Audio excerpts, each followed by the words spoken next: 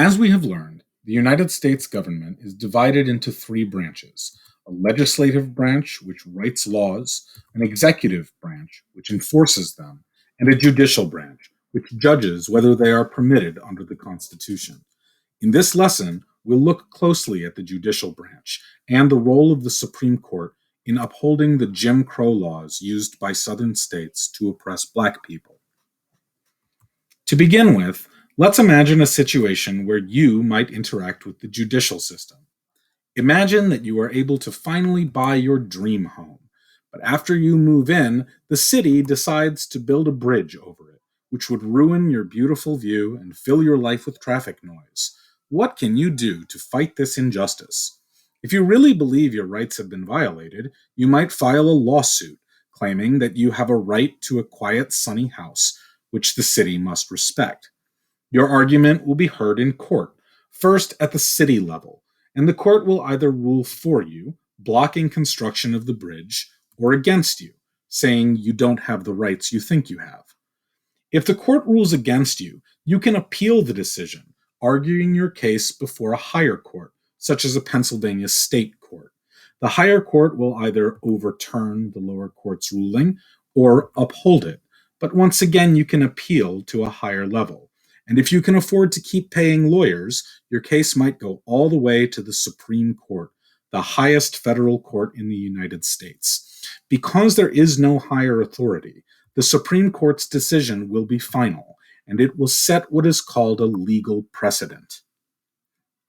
A legal precedent can be a very powerful thing because it will be used to shape court decisions in the future. If someone else brings a similar lawsuit, the defendants will argue that the court's decision in your case should be applied. Essentially, the court's past decision has become a new rule for cases like yours. Now that we know what a legal precedent is, we need to look at two Supreme Court decisions that established the precedent that it was okay for states to oppress Black people with Jim Crow laws. The first case dates back to 1873, before the end of Reconstruction. Slaughterhouse cases, as they were called, had nothing to do with race, but as we will see, they set a precedent that was harmful to Black Americans. The lawsuit was filed by a group of butchers in Louisiana after the state created a parent company to oversee all slaughterhouse operations. The formerly independent butchers would have to either work for the new company or shut down. So they sued, claiming that the state had violated their 14th Amendment right to run their own businesses. Eventually, the case reached the Supreme Court, which looked at the Constitution and considered whether the butchers had the rights they claimed. In its decision, the court declared that those rights specifically listed in the Constitution, such as the right to free speech or the right to a trial, were protected by the federal government. However, the court rejected the butcher's argument that the 14th Amendment protected the right to business ownership. It ruled that the state of Louisiana could make its own laws on such matters, as well as on anything else not specifically listed in the Constitution. This meant that states could also determine their citizens' access to education, transportation, healthcare, and housing, since none of those were named as rights by the Constitution. By 1880, some states once again had openly white supremacist governments. As you look at this list of services, try to think critically about how such a state might have used this legal precedent to discriminate against Black citizens.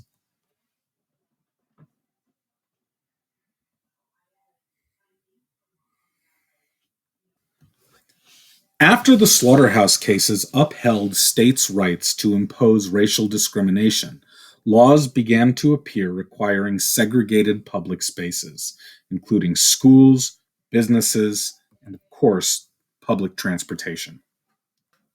In Louisiana, for instance, the Separate Car Act was passed in 1890, segregating trains and streetcars.